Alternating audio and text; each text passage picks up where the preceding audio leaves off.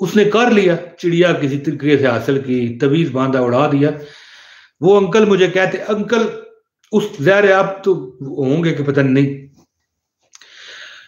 मुझे, अच्छा, कहता है कि 1 मिनट नहीं लगा, उस दौर में मोबाइल नहीं होते थे ना, कहता है कि मैं चिड़िया उड़ाई, वापस घर में आया, वापस घर में आया, उनका पीटीसीएल का फोन लगा हुआ था, जो लैंड लाइन होता है, ठीक है, कॉल आ गई, जो उसका होने वाला ससुर होना चाहिए, यानी वो जिसको चाहता है, कहने लगा बेटा क्या हाल है, ये है वो है, अपने वालिद साहब से बात कराओ। वालिद साहब से बात हुई, हाजी आशिक साहब उनका नाम था।